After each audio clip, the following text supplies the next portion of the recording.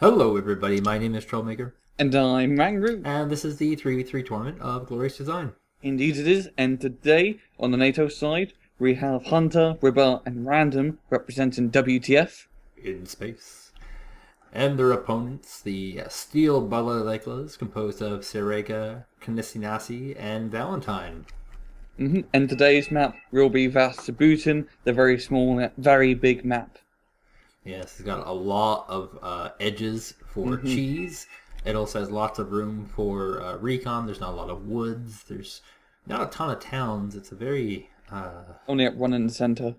yes. This is kind of small for us, a town, to be honest. Yeah, very small. Especially for a 3v3 map. Most ones we've been seeing, like the towns would represent the entire one or two zones. Yeah. And this one's just slap bang in the middle, in red between Golf and Foxtrot, like a sandwich. So these guys are basically the two top teams right now in the tournament. Both very, very good and having very strong performances. Been doing them, yeah, there's been real great solid plays after all. But yes, Matt, someone is going to have to lose. So we're going to see who it is. Now, this map will be, it's probably going to be very Rust dependent early on, as Ross and town and holding onto it is vital if you want a good early on advantage. Yeah, and pretty much the person who takes this town denies the other point and has the opportunity to potentially move up with either a full push or with smoke to land a command there. Yeah, also as well, it's easy to defend because there's a lot of open ground surrounding it. So you put a few ATGM guys on the outskirts of a town, bada bing, bada boom, no one can get towards it. So it's I would say one of the most imbalanced of the maps as far as play goes, because it's a little bit harder if you don't play airborne deck. If you don't have an airborne deck in your 3v3 pack of players, you're in a lot of trouble for this map. Yeah, because the helicopter assault early on, which we're going to be seeing Steel Balalaikas during into that town, will be pretty vital for holding on to it. Here we are seeing Ribar is going to be dropping some napalm on the two roads entering it, so this will probably be a pretty big class head-on right at the start for the Go Foxtrot town. Yeah, it looks like it'll be two players actually, Random and Ribar, both using mixed decks here. No pure airborne deck here from either side, but they've mixed in a few gazelles to provide a little bit of anti-helicopter support, as well as some anti-aircraft helicopters. So yeah. Yeah, so that's a huge fleet, and that's going to be but they're all landed. They're all landed, as you can see, compared to okay, yeah. No, yeah, bloody hell, what am I trying to say? Yeah, WTF's helicopter fleet has landed, wherever we see on Steel Balalaikas, they have most of their range on trees ready to go. I mean, the big weird thing about the WTF side is they don't have a ton of anything else. Like, a lot of it's all very defensive oriented. They have the Centurions, which are pretty terrible for pushing, but really great for defending, because they can just take so many hits. They have lots of napalm. AT. These are very defensively type positions, so their opening rush is going to be very, very important, and if they can't make the ground, they will be in trouble later in the game. This will definitely be an all-in at the start. Definitely going to be an all-in. And I mean, it's a balanced map in the least. It's just really small. Yes. Yeah, might be seeing a mix spam, I think, from Steel Balalaikas, because they don't really have too many ground forces except for a few infantry guys. Most of their forces being helicopter infantry. So yeah, probably going to be seeing mix spam from Steel Balalaikas. Which will work, should work, because WTF has mostly airborne units. So. And if they can shoot down napalm planes that are going to head to Go Foxtrot, they're going to put themselves at quite a good advantage. Absolutely, and have to see how this goes. These there's a few anti-aircraft helicopters which do relatively well against jet fighters, but yeah, once you get to certain numbers, it doesn't matter how hard you counter them. You can't stop the MiG spam. It's like if we see 27 MiGs come out, like, it doesn't matter if you have an anti-air unit. It's just so many AA missiles are going to be heading towards your helicopters and planes. Yet you can't even count how many are going to be stuck in your ring. And now we're just kind of waiting for this to start. Maybe Steel Balalaikas don't have all their units out. Can't necessarily say they'll have a MiG spam, but I mean, they've been doing that the whole tournament, so... Any day now. Yeah, The mark has been placed. they've been mostly playing. They've actually almost entirely been playing pack the entire tournament, and them and the Red Chieftains have kind of been shaking up the notions of the game. You know, they've been nerfing packed almost every single patch, and nobody plays them, so no one really understood why. But they're really kind of bringing them back and giving them a new perspective, a new raid to play packed that we really haven't seen before. And it's pretty cool seeing this new metagame emerged. And finally, the match has started. MiGs. Ah, there we go. Bomber. We're going to see some napalm potentially, and there's some Dragons coming out from the NATO side. Well, it's a lot of Tomcats. Oh my god. Oh my god. This is a spam of Tomcats and Dragons. This is going to be a pretty insane battle. Advantage might actually go to the NATO side for once on this one. Oh, MiGs going in and getting deep into NATO's AA. Dragons coming in. I think those MiGs are going to go straight for the Tomcats. I would. Those 140-point Tomcats per kill. That's a pretty deadly combo. And yeah. Oh, there goes one. The other Tomcat still flying in. He's chasing the Su-27. Can he get the SU? No, he does not. Oh, MiG snipes a Tomcat before it can even evac out. But we have a helicopter class in the middle. And once again, advantage going to NATO on this just because they have those Gazelles. Random rally them out just for this purpose. The MiG spam did not work out so well just because there's Tomcats and Dragons meeting them en masse. And here comes those OHs providing a little bit of anti-air support, trying to push out these MiGs.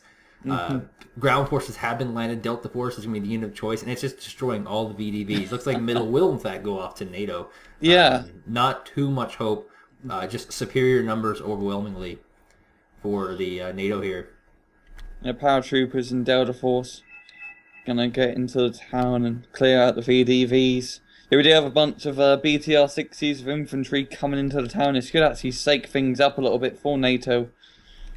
Come on, unload, unload. Yes, we have a team up directly in the town now. Yeah, and we're going to have 80 of them showing up. This is going to be pretty good. And this is one of the big things about numbers. You pay for your aircraft.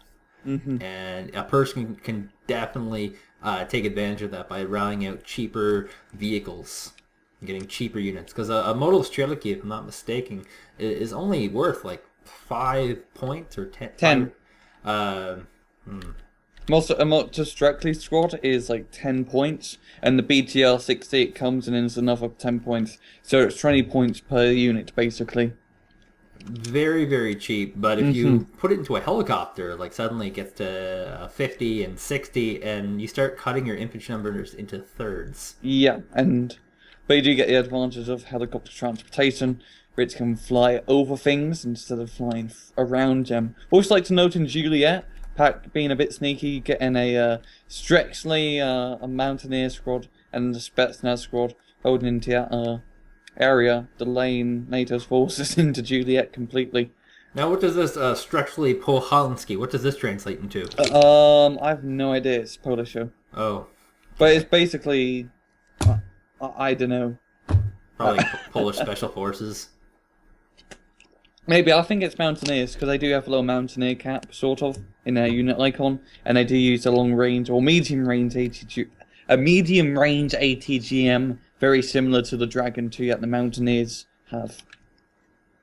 Now, speaking of which, there are Mountaineers also facing off against it. Pretty potent delay here happening. NATO able to overwhelm them, but there's lots of T-34s here. I detect a Cat C deck in play. Yeah, I kind of do as well, especially if the Mi-24Ds that really suspects Cat C. The big 23 Milos out there, M-I-L-O. It's like a... spells a word of some sort. I'm sure it's not intentional. Yeah. Hey, this Cat C deck is gonna have a lot of troubles trying to get this point. There's a Leopard 2 here. There's Centurions here. These are hard-hitting units, and they're in Hmm. force. I mean, this is only probably total like 50 points worth of units here, Yeah, probably. facing Especially, off about against about 800 points worth of units. Like it's not going to go well. yeah, it's not going to go around. We do have constant reinforcements coming in from Valentine. He's getting a lot of his close range tanks in a long range environment. Cat C won't really benefit here in this type of map. So NATO, or more specifically Random, will have a better advantage on the Juliet side. But I'd like to note at the bottom left, did have a little MI-24 push for VDVs. Does seem like Pact are going quite aggressive around the edges of the map, trying to take some ground, yeah. He really did get stopped. He is surviving for quite some time though. He didn't have the rocket on his back, so he had no chance of ever getting a vehicle kill, unfortunately. That's actually how you detect a hacker. If the last infantry unit... Did that see affects infantry in it? Yeah, oh, there's all these hacks he's come out. One of the big ones of detecting is that if the last infantry unit that survives in every single infantry assault has an RPG, the person is hacking the game. They've gotten rid of most of the hacks for the game, which is great, except for the intentional ones like mods. But yeah, when people are actually hacking in the game and winning that way, that was one of the ways you could detect. That's a cool little feature, or cool little way to spot the hackers. Middletown completely under siege. So many mods directly in there, trying to hold off these sappers and mountaineers. But it does seem like KneNasis will have hold over this town. Yeah, if these sappers can get off a decent number of shots, and I will never say sappers, they should be able to lower these numbers decently, but just the bulk right now is going in favor of those pre-1975 units. Yeah, it was much directly just destroying those sappers. They're French. They're French.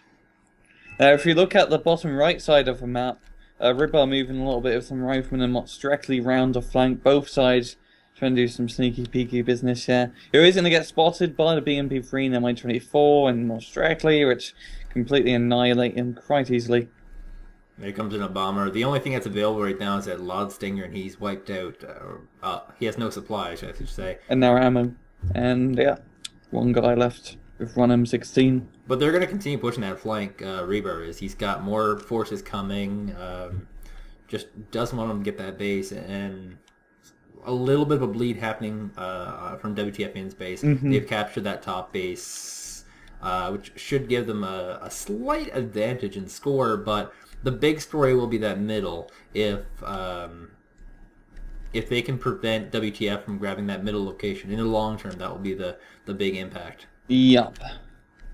That is a pretty good side to have. They can get some more AT... Oh, we already have ATGM guys in there, never mind. But I was going to say, having ATGM guys in that Foxtrot side will completely shut down any chance of a CV of getting inside. Oh yeah, and right now, like you can kind of see, there's one infantry vehicle coming in, trying to take this location, but can't even get close enough. Like he's being deployed way too far away, and one of the balance things in the game that's a pretty good idea is that if your unit is moving, their stabilizers and their accuracy are decreased. Yeah, meaning that they don't shoot as round, a lot less accurately. And so standing still is more likely to rout as well. Really? Yeah, I'm pretty sure stabilizers affects your ability to rout. That was something they figured out. I've never known that before. What a weird correlation. What else? Yeah. It's why you don't you don't shoot while running. Stay stationary. Also, the Rico would be a pain in the ass. But I admit, like, Steel Balalaikas, they need to capitalize right now. They need to get some commands moving in because they can get some mega points right now. They have one in Alpha, which is good. That's their kind of what was supposed to be their freebie base, but it's something they actually have to fight for right now. Yeah, a bit of infantry moving out, but it was BMP3 just in being perfectly used at long range of a HE cannon to annihilate the assault engineers and stingers that are moving up. And this should calm down pretty soon.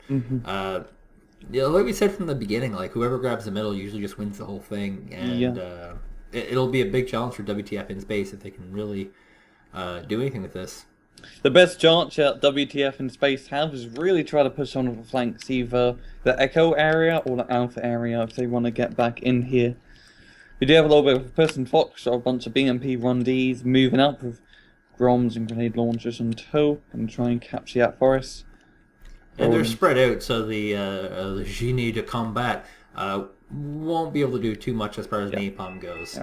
Also, as BMP Rundees are completely killer against infantry, as you can see, and they'll basically wipe out anything that moves on two legs. Yeah, they'll grab a free AA unit. Might even get that retreating Roland if they're fast enough. That would be kind of sexy. 2 AA units. They have a Nighthawk coming out from Ribar, going round the flank.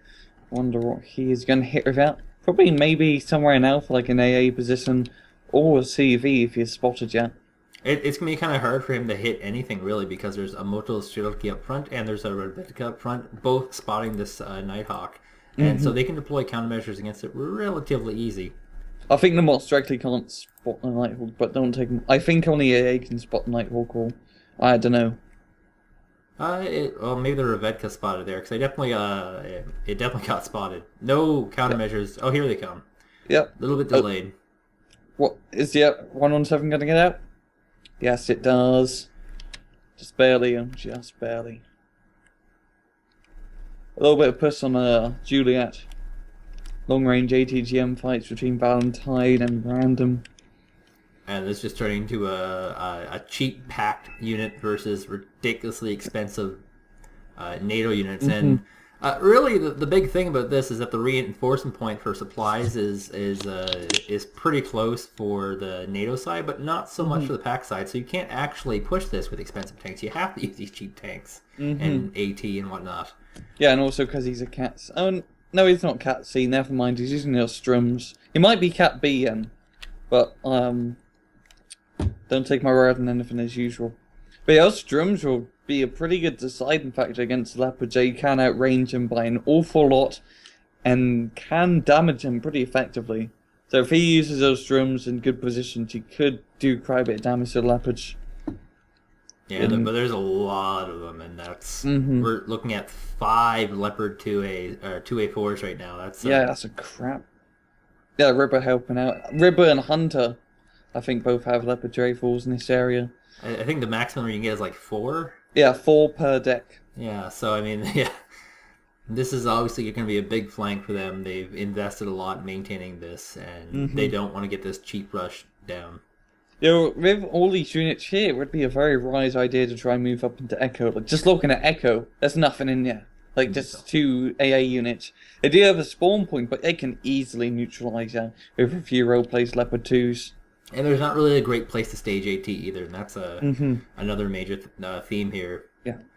So if they can move up into Echo, WTF in space would be in a great position. Also, Echo is a reinforcement point, meaning they can bring out even more units. Well, not more units, but in a faster position. Like, hitting Delta, hitting that backside, that's a huge game-changing flank if they can accomplish that. And that could be their long-term strategy here. They have invested a ridiculous amount of heavy tanks. Here comes an Abrams. Here comes 2 Abrams. MHAGSs, and we have quite a few A units here. And yeah, this should really be their best bet. And hopefully they will make something out of it. They have 27 minutes as well to try and make something happen, so they're not in any particular rush. And in the short term, all they're really trying to do here is just pick off any units they can, getting as many free kills as possible. They have their BGS spotting, and they can, move forward and do what they do. SU-27 going after the Prowler. But so much say SU-27 is going to get shot down. Corsic. Oh, yeah. This is a very, very potent ground-based NATO, which is kind of a treat because we don't get to see a lot of ground-based NATO. They're also using a very good mix of tracked rapiers and flak Panzer Gepards for anti-helicopter and anti-plane purposes. Those tracked rapiers being pretty much on par with the packed Osas in terms of fire ration. Little bit here and there. Yes, but the micros. Oh, the micros. Every time I try using those radars myself, I go like, Can't be bothered to turn them off. turn them off. Oh, I forgot to turn them on again. My usual thing is just get so many, whereas you can't shoot down. You can't shoot them all. You can't shoot down all the AA. You can't, bloody hell. You can't shoot down all the radar AA with one seed aircraft. You're going to need 10 to try and knock out my AA defense. As I have like bloody 10 ZSUs and maybe 5 OSAs all spread around. Good luck flying over.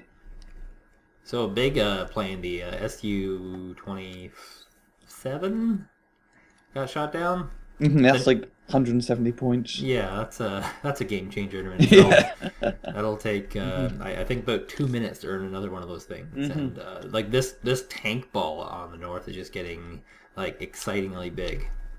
Yeah, that Leopard 2 is just, it's really just a death ball at the moment. We do have some BMP-3s from Serega, which can shoot the Leopard 2 at long range, but he's got a micro back, which is exactly what he's doing. Yeah. He knows he can't have that in the open. He needs all the AT that he can get right now. Yeah. And every time that BMP-3 hits Leopard 2, it does only lose 2 damage, or 2 HP. So you're going to need to hit that thing 5 times if you want to kill it. Which it seems like it might be able to do. Reverse, random, reverse. BMP-3 going to get you. You ever notice when these tanks go through these wheat fields, they actually leave paths? That's crazy. Never noticed that. Cool little feature. We're 1 Same year with into the game. bombs. So the rest of the map is pretty well claimed. The middle has been completely gone to Steel Balalaikas. The south is just, they have just enough recon each so that nothing unexpected can happen. Yeah. Also, as BMP-3s in the open are going to be pretty good at shooting anything that does try and move up from tanks to infantry. So Steel Balalaikas basically have their bottom part shot down with just the right amount of units. And Steel Balalaikas have a command in middle, they have a command in alpha, and might eventually get one in Foxtrot. There is this giant open area with a lot of AT that kind of prevents it right now. But if they can get one into the wooded area, in Foxtrot, exactly, yeah, and maybe like it's more AT in the middle. A little bit of skirmishing back and forth between Echo and Juliet. Nato moves up their tanks, they reverse them back. And Steel Balalaikas need a lot more long-range ATGMs to try and push back Nato. So, oh my god, that is smart. That is very smart getting all those Centurions. You might have to refuel them all. they're a quarter of the tank out of the way. We'll see how long they can make it, but yeah, the plan here is a shield wall. They're going to use a shield wall of Centurions to soak all the damage, and then they're going to follow up with the Abrams and Leopards to do all the damage. That is smart. That is very smart. Steel Balalaikas is definitely going to need to micromanage their AT to only shoot the Leopards and M1A and Abrams, which will be quite a pain in the arse within itself. And this is all about team organization here, because we have 2 players playing here. And the Leopards are being used directly out in the open, and the Centurions are just going to rush down the road. Yeah, and here comes the big push that we're all been waiting for. Skyhawk coming in, taking out Tunguska very easily. Centurions moving down the road, not caring about their own lives. Just going in all crazy, and not many of them been killed. No, there's actually not much for AT here. There's just a few of these mid-lib shit turns. It's a good name. Or Strum, I think. Yeah, I think that's the official name. Yeah. It's Strum.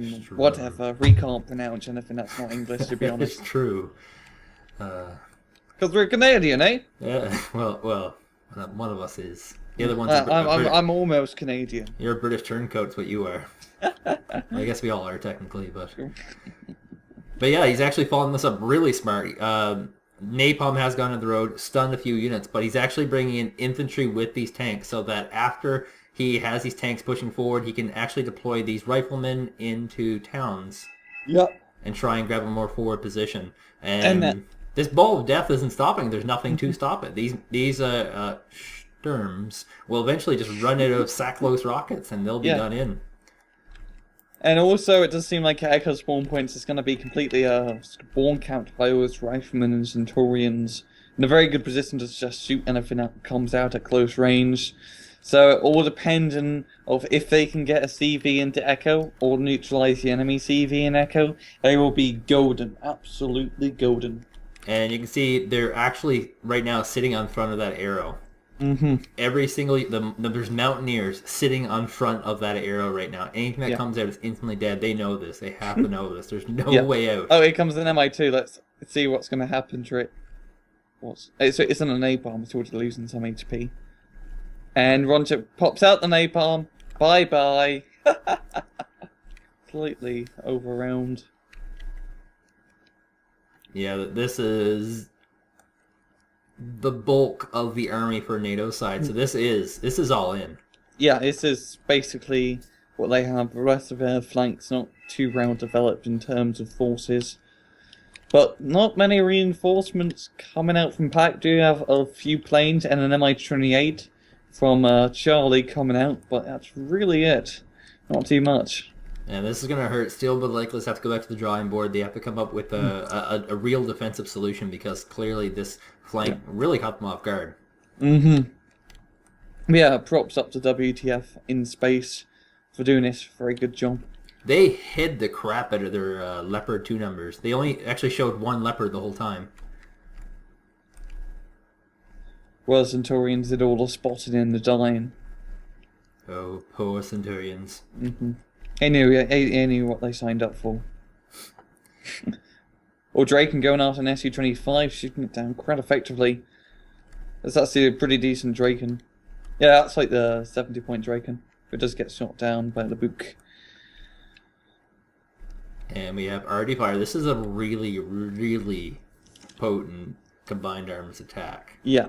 I mean, this is the kind of push that you see once every 1,000 games, 100,000 games, once a year, once every war game series. Once every war game comes out. So it's the last one till Red Dragon.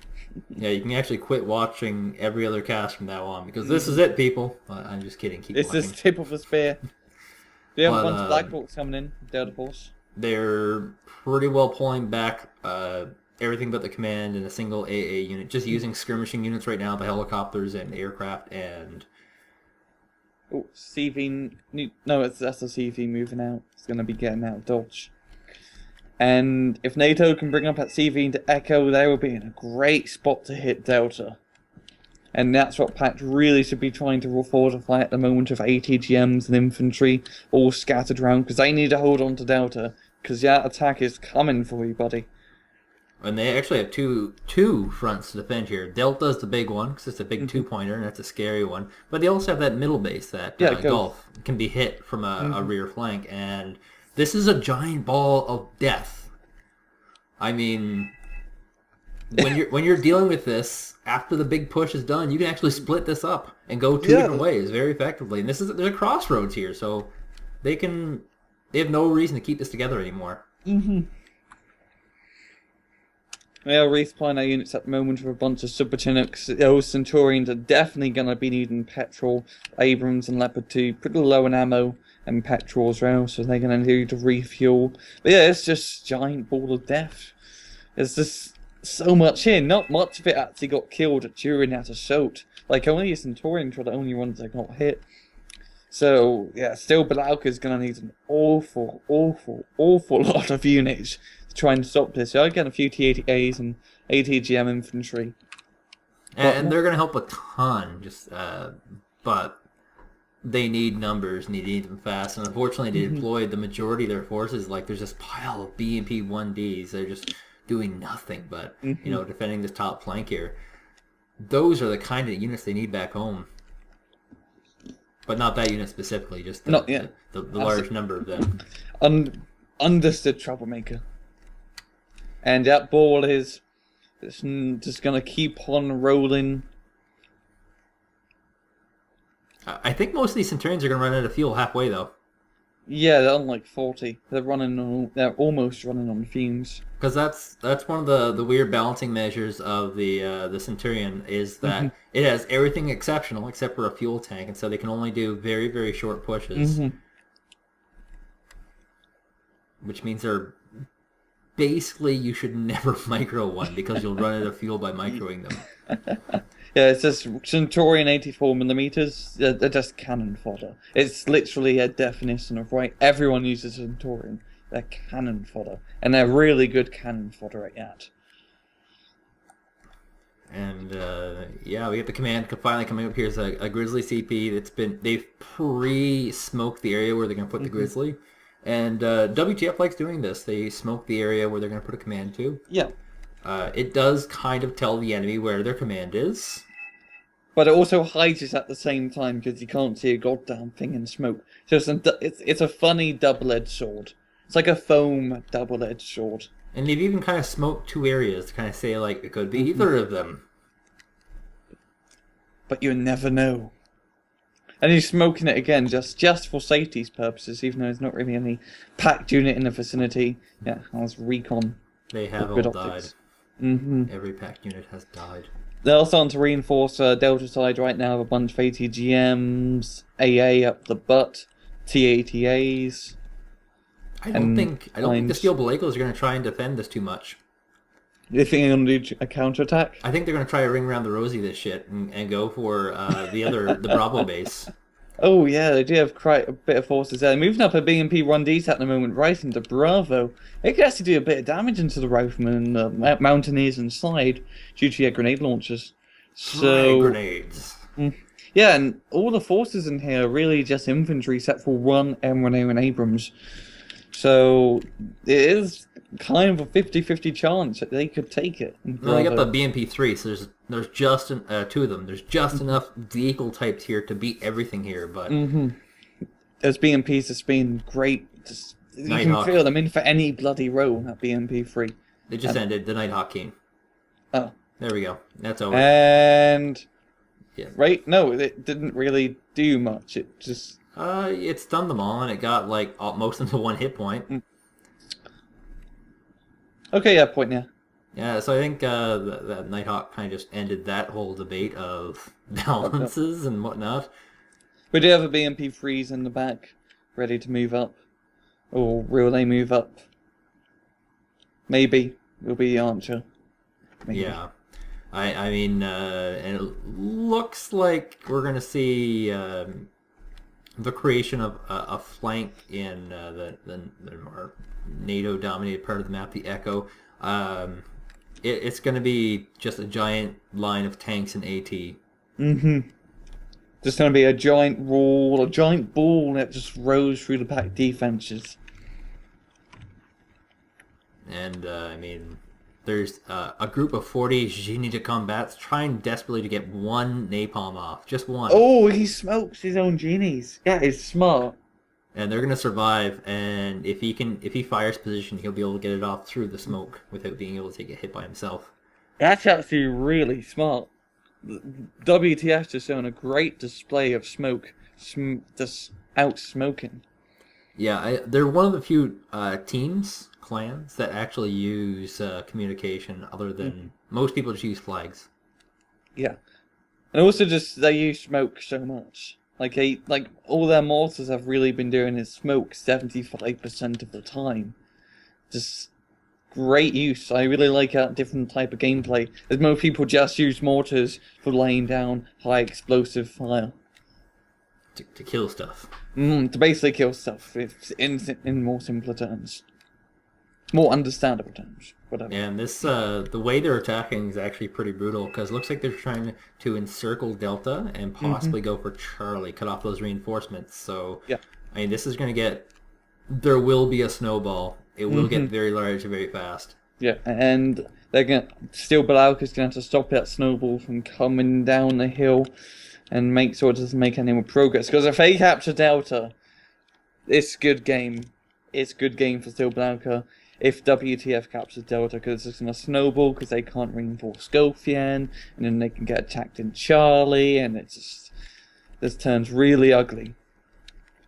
Yeah, it looks like KneNasis is moving his command at the Delta base just for a few seconds to try and reposition it to a better position because Yeah, just right on the edge. yeah, this is a place, this is a point where nobody ever thinks anyone's ever going to attack. Steel Balalaikas were playing the metagame. They're playing the map how everyone plays it, and WTF just really switched that up on us. I do like to note, you know those GG combats from earlier? It seems like you're going to try and move through the forest and then into that town to try and knock out the concourse and infantry inside, because, yeah, that's a lot of flamethrower infantry ready to barge in. Oh yeah, that's 70. It's a lot of firepower. There's going to be so many fire-related puns as soon as they get into action. I know, right? From yours truly. I'm very excited. You've had a long time to think about these. I'm all fired up. Oh, you, sir, you are so funny. You know who you remind me of? Kevin Hart. Funniest black comedian in America. Oh. I will agree with you, he is pretty funny. I had never heard of him until that movie, and then I looked up one of his comedy routines. It's very funny. SU-25 flying around. Do you like to know, Steel Balalaikas using the bog standard, cheaper SU-25? Yeah, and it's, like, overcompensating brethren, the SU-25T. Using a little bit more cheaper variant to get the job done. And I think you can get 3 SU-25s in a deck, compared to just 2 with SU-25T, so bit of an advantage, yeah. Yeah, these all these planes are using are ones that they purchased at the beginning of the game, and they are doing basically what they have to do, which is try and pick off life points off of any of these tanks. Yeah. It always makes an SUs really to just be focusing on heavy NATO tanks. Did see one Leopard 2 go down thanks to that MiG-27. So if they can just pick away at all of NATO's big heavy tanks, they will have a chance. Because those Leopards and M1A and Abrams are gonna just... That's the real meat. That's the ice in the snowball. Yeah, and though if they get rid of all those, all that's left is Centurions and Abrams, and they don't really do the same amount of damage that those Leopards do. Yeah, those Leopard 2s are on a completely different spectrum. Like a light spectrum. A light spectrum. But, oh, I was going to snipe the CV and go for just a complete overwhelming of mortar fire. That's going to be given a little bit of lead now. Oh yeah, and this is the one thing that Steel Balalaikas were afraid of, and it's this one. They've basically shrunk the map down. Yeah, what they've done. They've made it so that they can have a giant ball of forces in one area and be effective, and they don't have to worry about the other flanks because they've used primarily defensive units. So this this is probably something they've been planning for a very, very long time. Like to know, behind the NATO base of us, a little bit of a sneakier Devska squad, which has been inserted thanks to MI-17. Might go and try and spot the CV. Yeah, I do doubt it because the Gazelle cannon is in a pretty good position for those riflemen all surrounds it. Also, oh, never mind. Yeah, only 7 minutes left on the clock, so Steel Balalaikas is going to have to do something. So he just stopped the NATO point progression because they're only 50 points away from Steel Balalaikas. And Ribar putting down the flag, America, democracy. But yeah, like the middle base is actually kind of funny right now because it's been smoked, and they put a command there, and they just that's a great position to smoke, and they just got to keep up that smoke. And you know, there are no real. There's a Conkers, 2 Conkers in the middle base, and that's it. Yeah. And yeah. Once it runs out of rockets, which won't be too much longer, they'll have nothing at all to be able to use against it.